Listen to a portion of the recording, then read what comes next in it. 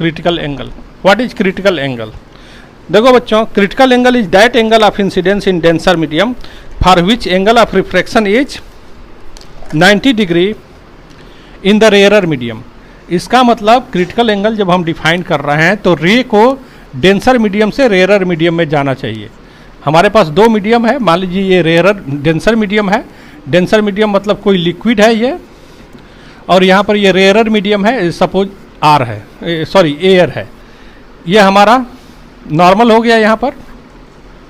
और आपको पता है कि when ray of light travel from denser medium to rarer medium it bends away from the normal and this angle is known as angle of incidence and this angle is known as angle of refraction। आपको मालूम है sine of i, the ratio of sine of angle of incidence and sine of angle of refraction, this is equal to constant. और इस constant का नाम है refractive index of second medium, that is refractive index जिसमें ray जा रहा है उसका refractive index, that is refractive index of air with respect to liquid. इसको आप लिख सकते हैं 1 ए mu l by principal of reversibility. ये हम बोलते हैं since by the principal of reversibility. ये आप पढ़े हुए हैं। क्या प्रिंसिपल ऑफ रिवर्सिबिलिटी है बच्चों? 1 ए mu L is equal to L mu A. This is principle of reversibility, ऐसे हम लिख सकते हैं। और एक चीज़ यहाँ पर क्लियर होना चाहिए कि when angle of incidence will increase angle of refraction will also increase. अब मान लीजिए इस पॉइंट पर आते हैं, थोड़ा एंगल ऑफ इंसिडेंस हम बढ़ा रहे हैं, यहाँ पर आ गए एंगल ऑफ इंसिडेंस बढ़ गया। ये नॉर्मल हमने ड्रॉ किया, यहाँ पर एंगल ऑफ इंसिडेंस बढ़ गया तो एंगल ऑफ रिफ्रैक्शन भी बढ़ेगा, एंगल ऑफ रिफ्रैक्शन भी बढ़ गया। और बढ़ते बढ़ते क्या है, जब एंगल ऑफ रिफ्रैक्शन बढ़ रहा है तो बढ़ते बढ़ते 90 डिग्री हो सकता है। मान लीजिए कि ये एंगल ऑफ रिफ्रैक्शन 90 डिग्री हो गया, तो this angle of incidence when the angle of refraction becomes 90 degree is known as critical angle. तो what is critical angle? Critical angle is that angle of, आप लिख सकते हैं critical angle is that angle of incidence, that angle of incidence in denser medium for which angle of refraction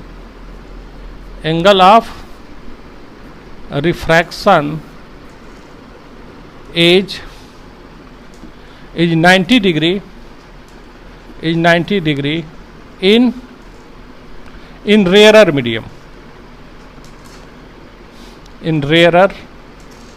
medium, ये आप लोगों को पता होना चाहिए, ये चीज़ आपको याद होना चाहिए। Critical angle is that angle of incidence in denser medium for which angle of refraction is 90 degree in rarer medium. ये बिल्कुल क्लियर होना चाहिए कि रे कहाँ से निकल रही है भाई, रे हमारा डेंसर मीडियम से रेयरर मीडियम की ओर जा रहा है।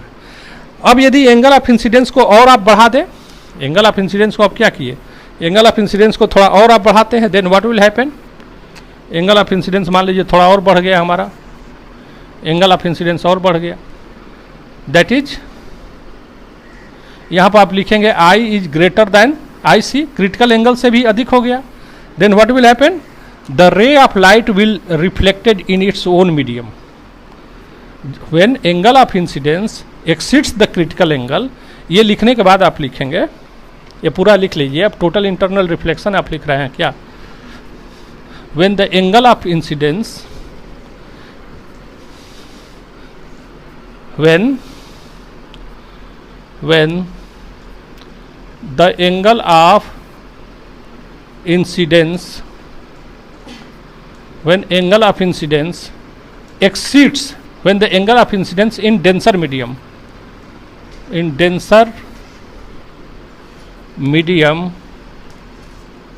exceeds the critical angle,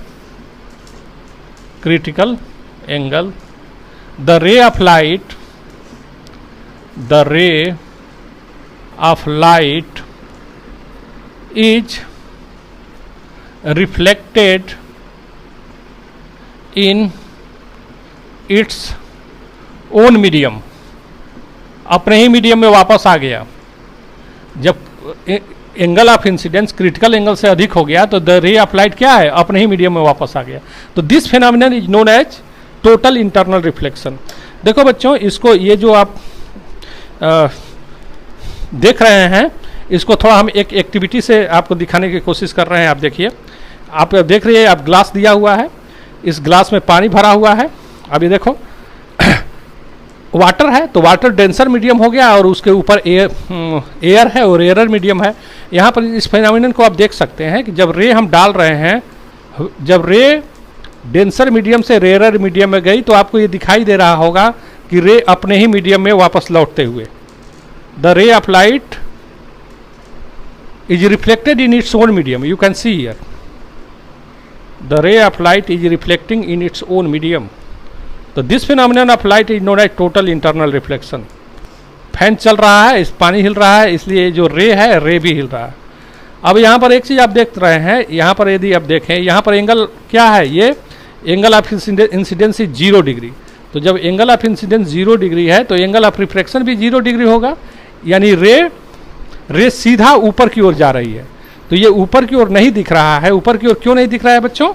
क्योंकि ऊपर की ओर यहाँ पर लाइट को आप नहीं देख सकते हैं, लाइट की वजह से किसी पार्टिकल को आप देखते हैं।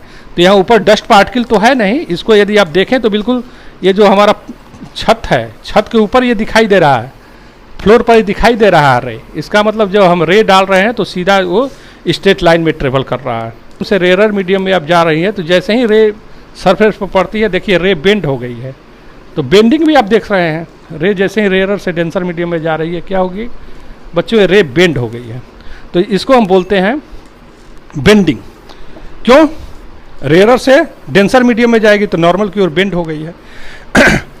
तो ये थोड़ा सा हम एक छोटी सी एक्टिविटी से हम आप लोगों को ये बताने की कोशिश किए हुए हैं, टोटल इंटरनल रिफ्लेक्शन। नाउ अब देखिए कुछ एप्लीकेशंस देखिए, क्रिटिकल टोटल इंटरनल रिफ्लेक्शन का कुछ एप्लीकेशंस देख लीजिए। हमारे पास एक एनसीईआरटी में कुछ फिगर बने हुए हैं, एनसीईआरटी से ही हम देखते हैं। एक क्वेश्चन दिया हुआ है फिगर 9.5 में, हमको एक ग्लास स्लैब दिया हुआ है। देखो बच्चों, दिस ग्लास स्लैब, एक ग्लास स्लैब दिया हुआ है और इसको हम यहाँ बनाते हैं। एक ग्लास स्लैब दिया हुआ है। अब ये यहाँ पर रे ऑफ लाइट, यहाँ पर कोई ऑब्जेक्ट है, कोई भी ऑब्जेक्ट दिया हुआ है ए बी, कोई ऑब्जेक्ट दिया हुआ है ए बी, यहाँ रो है, एरो बना हुआ है। अब देखो यहाँ से जब रे ट्रेवल कर रही है, आपको मालूम है न, यहाँ इंसिडेंट हुई तो एंगल ऑफ इंसिडेंस 0 है, तो एंगल ऑफ रिफ्रैक्शन भी 0 होगा। ये एंगल 90 डिग्री है तो ये एंगल 45 डिग्री और ये एंगल 45 डिग्री, ये दिया हुआ है, ऐसा प्रिज्म बना हुआ है। अब सुनो, देखो बच्चों, ये एंगल 90 डिग्री तो ये कितना होगा, ये एंगल भी 45 डिग्री होगा। एंड यहाँ पर नॉर्मल हम ड्रॉ करेंगे तो ये एंगल ऑफ इंसिडेंस कितना हो गया, ये भी 45 डिग्री हो गया। अब देखो, ये यहाँ पर यदि ग्लास होता है हमारा, सपोज यहाँ पर ग्लास रखा हुआ है, व्हाट इज दिस ग्लास, और इसका रिफ्रैक्टिव इंडेक्स क्या है, म्यू इज इक्वल टू 1.5, ये दिया हुआ है। ये ग्लास है, इसका रिफ्रैक्टिव इंडेक्स 1.5 है। तो क्रिटिकल एंगल कितना होगा, ग्लास है और इसका रिफ्रैक्टिव इंडेक्स क्या है बच्चों, 1.5 है।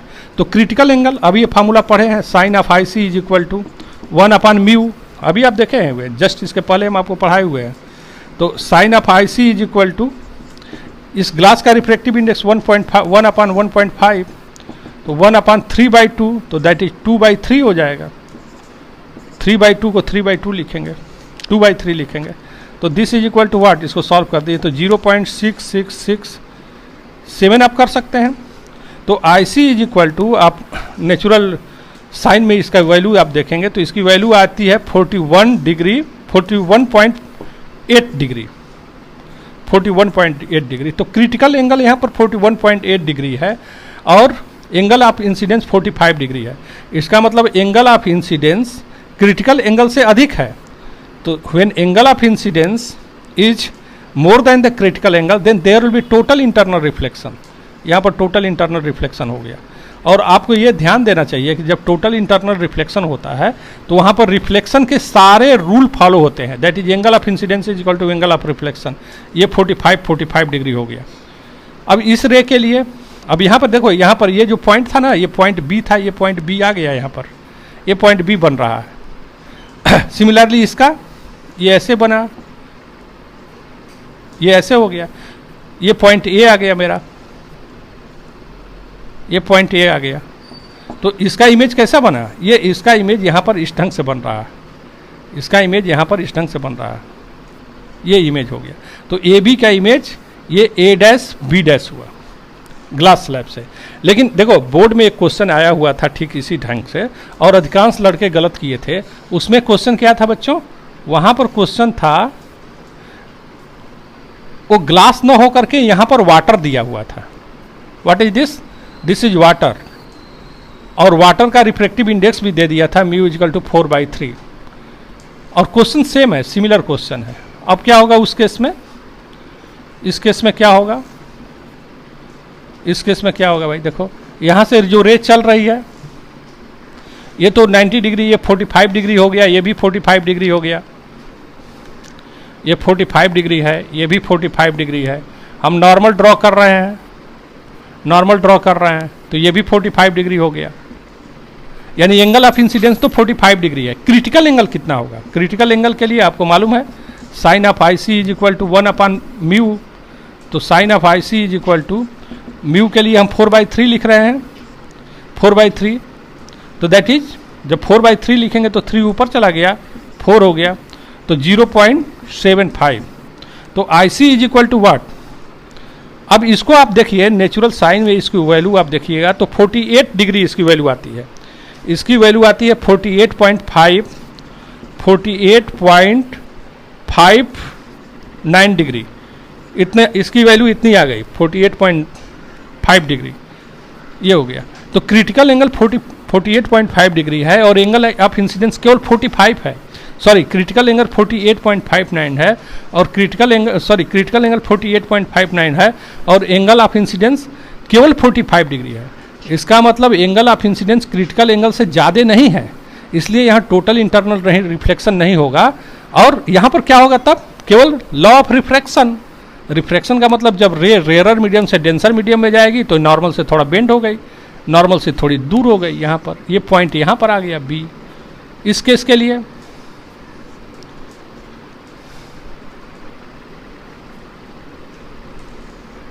ये हो गया,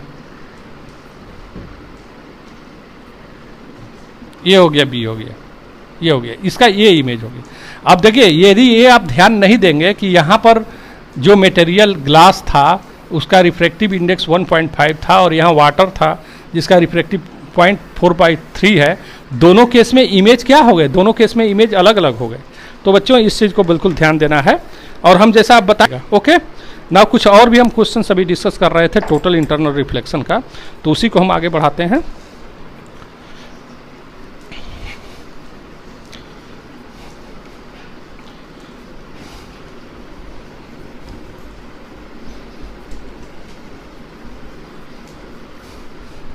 देखो बच्चों एक और देखिए डायग्राम देखिए, यहाँ पर एनसीईआरटी क्या ही ये दिया हुआ है, फिगर दिया हुआ है, इसको आपको जानना चाहिए। देखो उसी प्रिज्म को थोड़ा सा हम इस ढंग से रखे हुए हैं, सपोज ये प्रिज्म है, इसको इस ढंग से रख दिए और ये एंगल 90 डिग्री हो गया, इसको इस ढंग से रखा हुआ है कि ये एंगल 90 डिग्री हो गया और यहाँ पर ऑब्जेक्ट ए बी है, this is the object A B.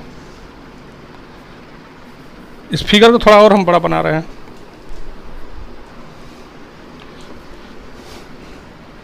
Figure को और बड़ा बना दे रहे हैं। देखो बच्चों यहाँ पर ये ए बी है, इसका हमको इमेज जानना है। अब इसका इमेज हम कैसे जानेंगे बच्चों, इमेज जानने के लिए आप रे लीजिए, ग्लास है चूंकि तो टोटल इंटरनल रिफ्लेक्शन तो होगा ही। यहाँ हम नॉर्मल ड्रॉ करते हैं, सिचुएशन सेम है, ये 90 डिग्री है, यहाँ पर ये एंगल 45 डिग्री है और ये एंगल भी 45 डिग्री है। तो ये 90 डिग्री है, ये 45 है, ये 45 हो गया, ये 45 हो गया। और इसके लिए ग्लास के केस में हम बताए थे म्यू इज इक्वल टू 3/2, तो क्रिटिकल एंगल कितना आया था 41.8 डिग्री आ गया था, और यहाँ पे एंगल ऑफ इंसिडेंस 45 डिग्री है, तो there will be total internal reflection, यहाँ पर टोटल इंटरनल रिफ्लेक्शन हो गया। इस केस में भी टोटल इंटरनल रिफ्लेक्शन होगा, इसका टोटल इंटरनल रिफ्लेक्शन हो गया। अब ये जो बी पॉइंट है ना, अब देखो यहाँ पर आ जाएगा, ये बी के लिए हम जो आप रेड देख रहे हैं ना, ये बी पॉइंट है, और ए पॉइंट यहाँ पर आ गया, ए पॉइंट यहाँ पर आ गया। तो ये जो ए बी आप देख रहे थे, अब ए बी इस ढंग से हो गया, यानी इन्वर्टेड इमेज बन गया इसका जो इमेज बना, क्या बना बच्चों, इन्वर्टेड इमेज बना, इन्वर्टेड इमेज बना। तो ए बी का कैसा इमेज बनता है, इस ढंग से इमेज बनेगा। तो बच्चों टोटल इंटरनल रिफ्लेक्शन का कुछ और भी हम एग्जाम्पल देखते हैं, जैसे brilliance of diamond, the brilliance of diamond. आखिर जो डायमंड है इतना ज़्यादा क्यों चमकता है, इतना चमकीला क्यों होता है? देखो बच्चों, क्योंकि उसका रिफ्रैक्टिव इंडेक्स बहुत अधिक होता है। डायमंड का रिफ्रैक्टिव इंडेक्स बहुत ज़्यादा हो गया। Refractive index of diamond is, इसका रिफ्रैक्टिव इंडेक्स होता है 2.42। डायमंड का रिफ्रैक्टिव इंडेक्स 2.42। तो जब डायमंड का रिफ्रैक्टिव इंडेक्स 2.42 है तो हम क्रिटिकल एंगल निकाल सकते हैं। हेंस क्रिटिकल एंगल इसका कितना होता है बच्चों, आपको मालूम है sine of I C is equal to 1/μ। तो इसको हम सॉल्व करते हैं तो आई सी की वैल्यू आ जाती है, आई सी की वैल्यू आती है 24.4 डिग्री। क्रिटिकल एंगल होता है 24.4 डिग्री। तो इसका मतलब यदि कोई भी रे जिसके लिए एंगल ऑफ इंसिडेंस 24.4 डिग्री से अधिक हो तो वहाँ पर टोटल इंटरनल रिफ्लेक्शन होगा। तो डायमंड की हम कटिंग इस ढंग से करते हैं कि उसके हर एक फेस पर रे 44.4 डिग्री पर ही इंसिडेंट हो रिफ्लेक्शन के बाद। यहाँ इंटर कर रहे हैं, जैसे कोई डायमंड यहाँ पर दिया हुआ है, मान लीजिए कोई डायमंड का पीस है और यहाँ पर जो रे, यहाँ पर रे तो इंटर कर गई, रे इंटर करने के बाद यहाँ पर कटिंग इसका इस ढंग से बनाया जाता है कि ये रे यहाँ पर एंगल ऑफ इंसिडेंस ये हमेशा 24.4 डिग्री से अधिक हो। तो इस केस में क्या होगा, यहाँ पर टोटल इंटरनल रिफ्लेक्शन होगा। यहाँ पर भी इस ढंग से कटिंग किया जाता है कि ये यहाँ पर जो रे इंसिडेंट कर रहा है उसके लिए 24.4 डिग्री से ज़्यादा हो, यहाँ भी 24.4 डिग्री से ज़्यादा हो, तो टोटल इंटरनल रिफ्लेक्शन यहाँ भी होगा, यहाँ भी टोटल इंटरनल रिफ्लेक्शन होगा। बार बार टोटल इंटरनल रिफ्लेक्शन होता रहेगा और रे अप्लाइड उसी में ट्रैप हो जाएगी और डायमंड बहुत ज़्यादा चमकीला हमको दिखाई देगा। तो ये किस प्रिंसिपल पर बेस्ड है, that is total internal reflection. Next देखो बच्चों, मिराज। मिराज का नाम आप सुने होंगे, मिराज ना। मिराज क्या होता है, इसको हिंदी में बोलते हैं मृग मरीचिका। मृग मरीचिका क्या होता है, मृग मरीचिका मतलब डेजर्ट प्लेसेस पर ये मृग को, डियर को ऐसा लगता है कि पानी है, दूर पर क्या लगता है, दूर में उसको पानी दिखाई देता है, जबकि पानी वहाँ रहता नहीं है। तो पानी का वाटर का इल्यूजन क्यों होता है, पानी क्यों दिखाई देता है, उसके पीछे देखो रीजन ये है। यहाँ पर मान लीजिए कि गर्मी के दिन में क्या होता है भाई, गर्मी के दिन में ये जो अर्थ सरफेस है, अर्थ सरफेस के एयर मालिक्यूल्स ऊपर उठ जाते हैं। ये एयर मालिक्यूल्स गर्म होकर के, हॉट होकर के ऊपर चले गए। तो ये जो लेयर हो गया, ये हो गया हमारा डेंसर, ये डेंसर मीडियम की तरह व्यवहार करने लगा। और ये जो सरफेस है, सरफेस हमको कैसा व्यवहार करने लगा, ये रेयरर मीडियम की तरह काम करने लगा, रेयरर मीडियम की तरह ये काम कर रहा है। और सपोज यहाँ पर हमको कोई दिया हुआ है, कोई ट्री है यहाँ, सपोज ये ट्री दिया हुआ है आपको, ये ट्री दिया हुआ है। तो जब रे, आपको पता है जैसे ही रे डेंसर मीडियम से रेयरर मीडियम में आ रही है, क्योंकि कई लेयर्स होंगे उसके, जैसे ही रे डेंसर मीडियम से रेयरर मीडियम में आती है और यदि angle of incidence critical angle से ज़्यादा हो गया, आप पढ़े हुए हैं, angle of incidence critical angle से ज़्यादा हो गया तो टोटल इंटरनल रिफ्लेक्शन होगा, रे अपने ही मीडियम में खुद चली जाएगी, there will be total internal reflection. तो इसको यदि आप प्रोड्यूस्ड कर रहे हैं, इसको पीछे प्रोड्यूस कर रहे हैं, तो ये जो पॉइंट यहाँ पर था वो यहाँ पर दिखाई देगा, ये जो पॉइंट है ना यहाँ पर, ये यहाँ पर दिखाई देता है, इन्वर्टेड दिखाई देता है। ये इन्वर्टेड दिखाई दिया, ये इन्वर्टेड दिखाई दिया। तो ऐसा क्यों हुआ? Due to total internal reflection. Ray तो यहीं से बेंड करना शुरू करती है ना, थोड़ा थोड़ा बेंड तो यहीं से होने लगती है। यहाँ टोटल इंटरनल रिफ्लेक्शन हो गया, और ये जो टॉप है वो बॉटम पर दिखाई देने लगा। और ऐसा कब होता है? यदि पानी के सामने यदि आप खड़े होते हैं तो आपका इमेज कैसा बनता है? इन्वर्टेड इमेज बनता है, जस्ट लाइक प्लेन मिरर की वजह से जो होता है, इन्वर्टेड इमेज बनता है।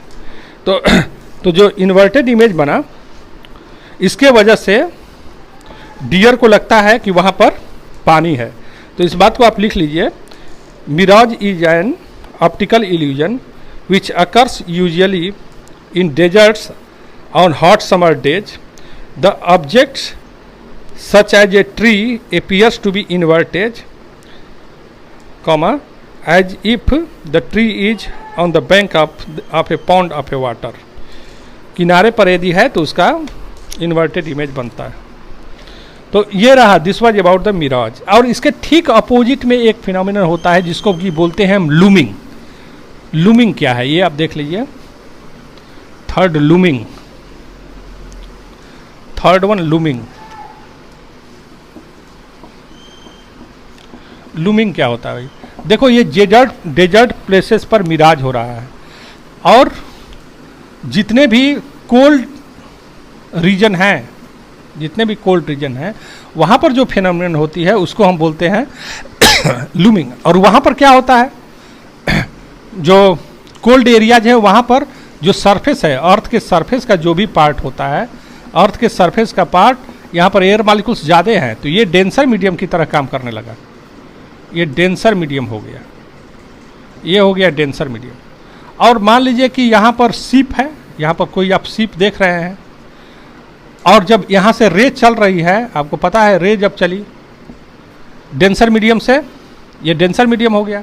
जैसे ही डेंसर मीडियम से रेयरर मीडियम में पहुंचती है, डेंसर मीडियम से रेयरर मीडियम में पहुंची, देन व्हाट विल हैपन?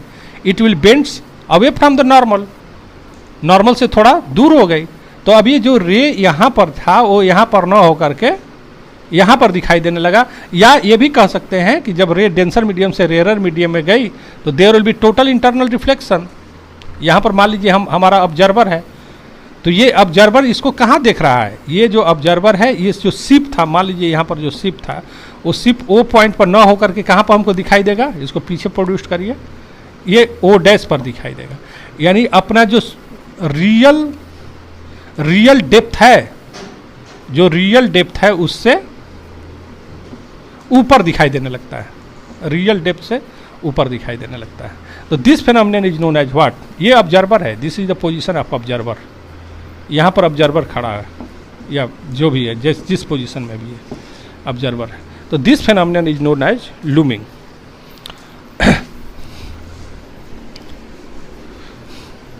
और देखो बच्चों, और भी कुछ फेनोमेनन हैं। The sun is visible to us before actual sunrise and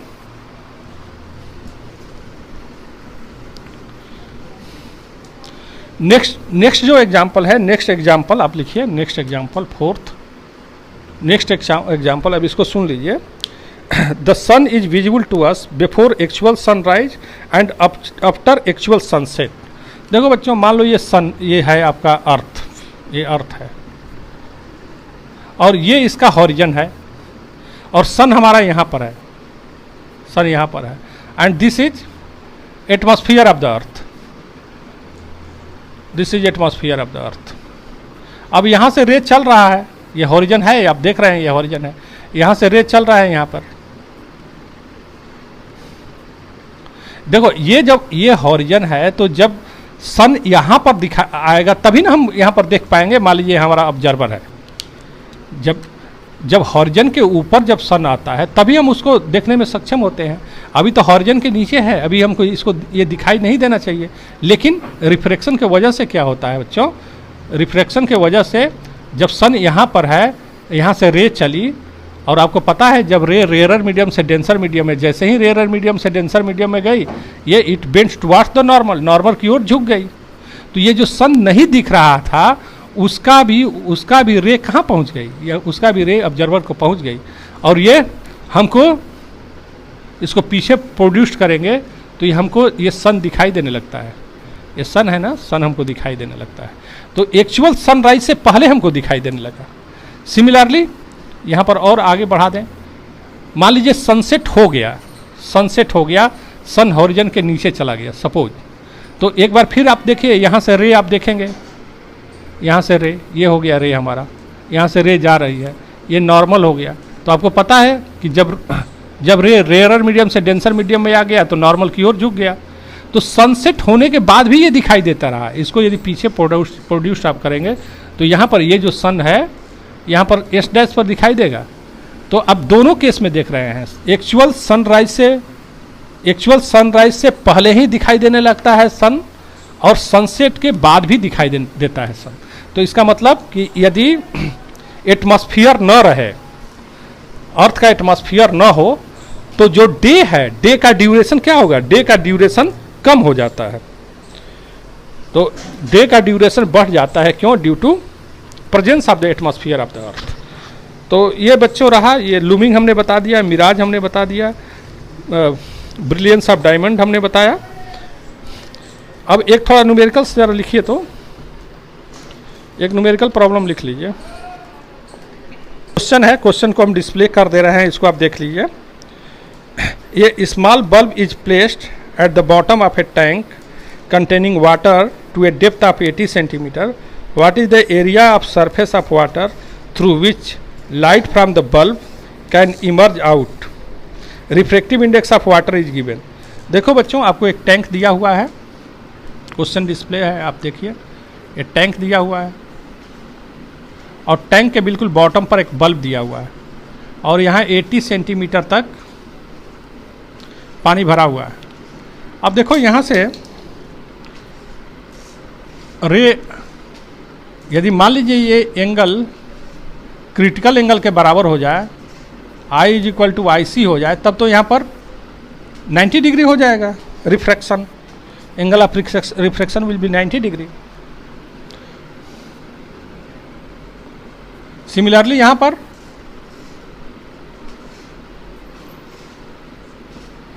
$90 degree हो जाएगा ये। तो ये एरिया आपको निकालना है पूरा। मान लीजिए ये पॉइंट O है, ये पॉइंट A है, ये पॉइंट B है, ये पॉइंट को हम M मान ले रहे हैं, कैपिटल M। तो हमको MA निकालना है। MA निकल जाएगा, MA को R मान लीजिए, R is equal to MA, ये पता हो जाएगा तो हम एरिया निकाल लेंगे, पाई आर स्क्वायर। अब ये देखो, अब हम MA कैसे निकालेंगे? MA निकालने के लिए ये एंगल IC है तो ये भी IC होगा। तो sine of IC is equal to, आपको मालूम है, MA निकालने के लिए हमको क्या चाहिए? MA निकालने के लिए हमको चाहिए tan of IC। tan of IC is equal to perpendicular upon base OM। तो यहाँ से आप MA निकाल सकेंगे। This implies MA is equal to OM tan of IC, ये हो गया। MA is equal to OM tan of IC, और MA के जगह पर हम क्या लिखेंगे? R लिखेंगे। तो हमको OM दिया हुआ है 80 सेंटीमीटर, दिस इज गिवन। तो मेन हमारा पर्पज क्या निकालना है? tan ऑफ IC निकालना है। अब tan ऑफ IC निकालने के लिए आप क्या देखेंगे बच्चों? यहाँ पर आपको मालूम है sine of IC is equal to 1/μ, very clear. तो sine of IC is equal to 1/μ क्या है? 1.33। तो यहाँ से IC निकाल लीजिए, क्रिटिकल एंगल हमारा निकल गया। इसको आप सॉल्व करेंगे तो एक क्रिटिकल एंगल आ जाता है, सॉल्व करने के बाद 48.76 डिग्री, 48.76 नेचुरल साइन में आप वैल्यू देखेंगे तो इतना आ रहा है। तो जब ये मालूम हो गया तो tan ऑफ IC भी मालूम हो जाएगा। tan of IC MA is equal to OM 80 tan IC की जगह पर क्या लिखेंगे? 48.76 डिग्री। इसको आप सॉल्व कर लेंगे तो ये R is equal to MA की जगह पर क्या लिखिए? 80। अब इसकी वैल्यू आप देखेंगे नेचुरल टेंजेंट में, तो 48.76 डिग्री की वैल्यू आ रही है 1.14। इसकी वैल्यू कितनी आ रही है? 1.14। ये सेंटीमीटर हो गया क्योंकि हमारा ये 80 सेंटीमीटर है। तो आर को आप सॉल्व कर रहे हैं, इसको सॉल्व करने के बाद वैल्यू आ जाता है रेडियस की वैल्यू आ रही है, इसको सॉल्व करने के बाद 91.2 सेंटीमीटर, 91.2 सेंटीमीटर। तो एरिया निकाल सकते हैं हम, hence area, hence A is equal to pi R square. R की वैल्यू पुटअप करिए, पाई 3.14, आर की जगह पर 91.2 का होल स्क्वायर, इतना सेंटीमीटर स्क्वायर हो जाएगा एरिया। इसको आप सॉल्व कर लेंगे। तो इस ढंग से बच्चों आप लिख लीजिए, और कुछ न्यूमेरिकल्स प्रॉब्लम आपको डिस्प्ले कर दे रहे हैं होमवर्क के लिए, इसको आप ज़रूर बनाइएगा। ओके, ठीक है, ये न्यूमेरिकल्स प्रॉब्लम डिस्प्लेड है, आप इसको देख लीजिए। Okay, thank you.